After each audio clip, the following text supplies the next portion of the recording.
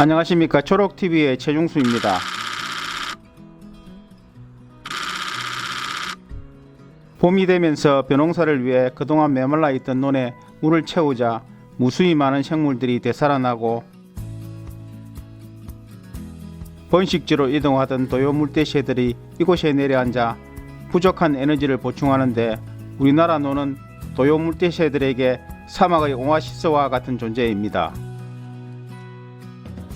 동아시아 대양주 7세 이동 경로에 위치하고 있는 우리나라는 봄, 가을 수많은 도요 물대새들이 중간 기착지로 활용하고 있으며 대표적인 철새 도래지 주남 저수지 인근 논에도 물이 채워지자 장거리 여행을 하던 도요 물대새들이 소진된 체력을 보충하기 위해 내려앉아 분주하게 먹이를 찾아 먹고 있습니다.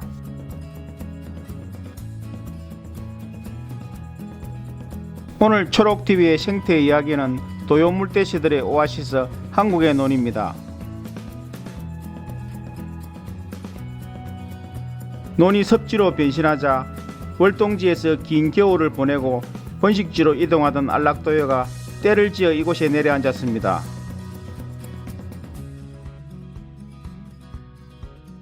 긴 비행에 지친 녀석들은 잠시 무리를 지어 휴식한 후 삼삼오오 흩어져서 먹이를 찾아 먹고 배가 부른 녀석은 스트레칭을 하며 남은 여정을 위해 체력을 단련합니다.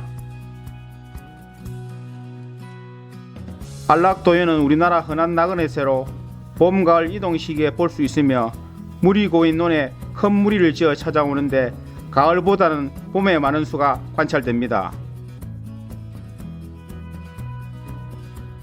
녀석과 함께 찾아온 깨악도요는 천적의 눈을 피하기 위해 자신의 보호색에 흡사한 곳에서 몸을 숨기고 휴식을 하다가 배가 고파지면 긴 부리로 땅속에 있는 먹이를 잡아먹습니다.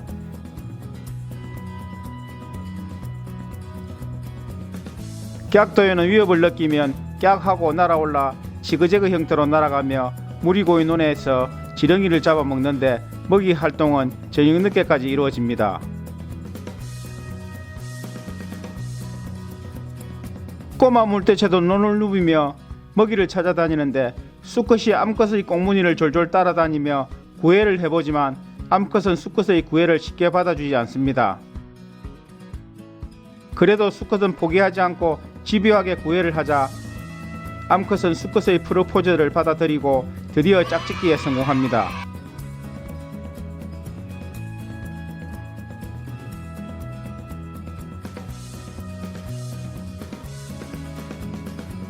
장다리 물대새 한 마리가 얕은 습지에서 핑크빛 다리를 뽐내며 먹이를 찾아 돌아다니는데 녀석은 적은 수가 이맘때 찾아와 잠시 머물면서 먹이를 찾아 먹습니다.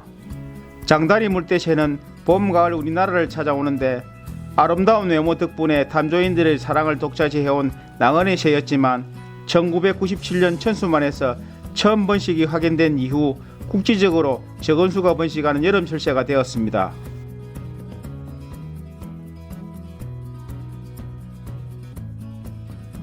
새벽노도 날아와 이곳저곳을 돌아다니며 먹이 사냥에 여념이 없는데 녀석의 전매 특허 사냥술로 먹이를 잡아먹습니다.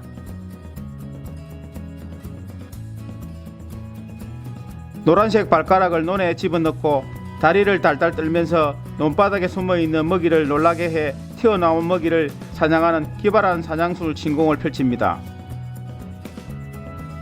외가리도 이것을 찾는 단골 손님으로 논을 성큼성큼 걸으며 먹이를 사냥하는데 주로 어류, 양수류, 파충류 등을 먹으며 풀숲에서 곤충도 잡아먹기도 합니다.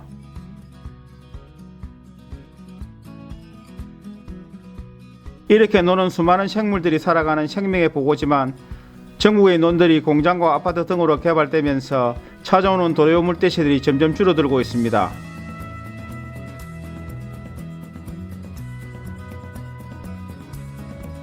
우리의 논은 단순한 벼를 생산하는 곳이 아니라 다양한 생물들이 살아가는 거대한 습지로 오랫동안 보존되어 이곳을 찾아오는 도요 물대새들의 생명수가 되고 철새들의 먹이터가 되어주기를 기대합니다.